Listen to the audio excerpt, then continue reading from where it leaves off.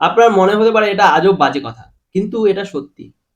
গত ৭৫ বছরে সরকারি পর্যায়ে বটগাছ, নিম গাছ ও অশ্বত্থ গাছ লাগানো বন্ধ হয়েছে। অশ্বত্থ গাছ ১০০% কার্বন ডাই অক্সাইড, বটগাছ ৮০% এবং নিম গাছ ৭৫% শোষক। পরিবর্তে লোকেরা বিদেশি ইউক্যালিপটাস রোপণ শুরু করেছে, যা জলের জমিকে শূন্য করে দেয়। আজ ইউক্যালিপটাস, গুলমোহর ও অন্যান্য শোভাময় গাছ সর্বত্র দখল করে নিয়েছে।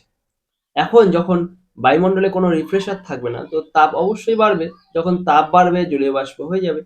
প্রতি ৫০০ মিটার অন্তর একটি অশ্বত্থ গাছ লাগান। তাহলে কয়েক বছর পর ভারত দূষণমুক্ত হবে।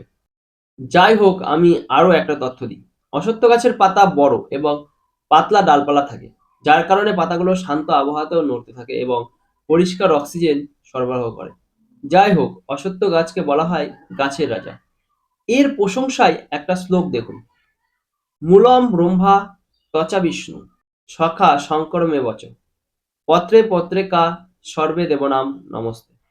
এখন করণীয়: এই জীবনদাতা গাছগুলোকে বেশি করে রোপণ করা, সমাজে সচেতনতা বাড়ানো, গাছ লাগান, বাগান লাগান, বাগানকে অকেজো খেলার মাঠ না বানান। মানুষের যেমন বাতাসের সাথে জলের প্রয়োজন, তেমনি গাছগাছালিরও বাতাসের সাথে জলের প্রয়োজন। একটি বট গাছ, ৫টি অশ্বত্থ, ঘর ঘর নিম, এটাই আমাদের প্রাচীন সাজ। পৃথিবীর তাপ চলে গেলে সবাই খুশি হবে। পৃথিবীতে ত্রিদেব আছে: বট, নিম এবং অশ্বত্থ।